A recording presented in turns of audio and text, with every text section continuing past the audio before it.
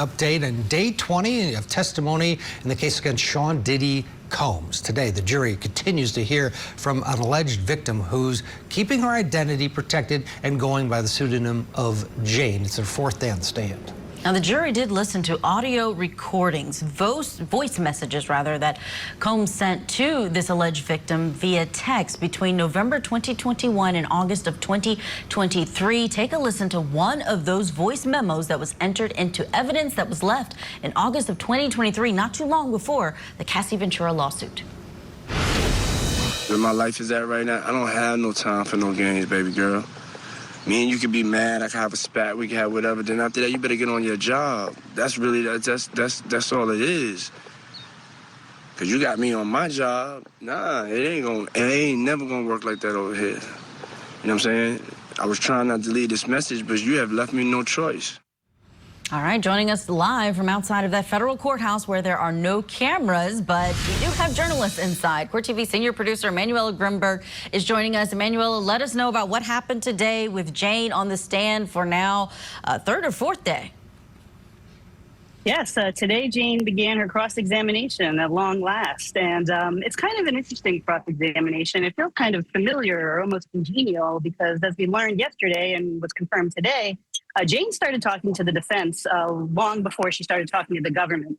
Right before Sean Combs was arrested, she had plans to meet him in New York days before. They were very much together right up until his arrest. And he's even paying for her legal fees. He's paying for her lawyer. He's paying for her rent. But she told the defense lawyer, Teddy Garagos, today that that is not affecting her decision-making, that she is here testifying because she wants to. And she said yesterday she wants to honor her truth.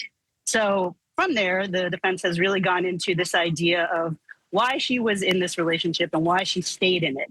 And it's been that congenial tone, I think, is just reflected in the way that they are asking, the way Teddy Garagos is asking her questions. She's really just asking her, to reflect back on a lot of her direct testimony. And her first question was, you said yesterday, or you said during your direct examination, that you regret some of the choices you made when you were with Mr. Combs in this relationship.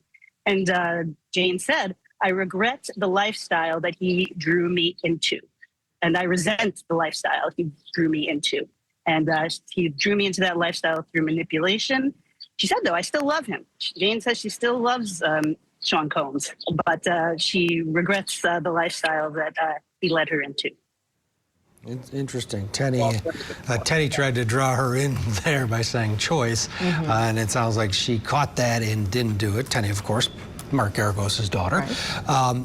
Well, so how, at this point, Emanuela, we've been bouncing back and forth between Combs and mainly Karen Reed here. Where are we, do we know, in the government's case? Yeah, I think we could be nearing the end of its case in chief. In fact, last week, the government said that they felt that they could potentially rest their case in chief by the end of this week. Now, that was before Jane took the stand later in the week than they anticipated. But still, that's kind of where they were. That's kind of what they were indicating, that they were ready to rest by the end of this week. So everyone at the courthouse now is just like wondering and speculating, who could be next?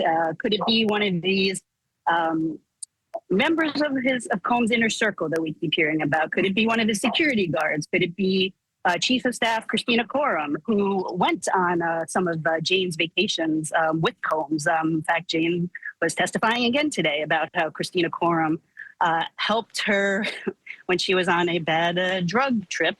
Christina Coram took her into the shower and washed her off and helped her pull herself back together. Christina Coram also helped Jane smuggle drugs, or instructed Jane to smuggle drugs from LA to Miami at one point for Combs. So a lot of speculation about who could be coming up next before the state rests.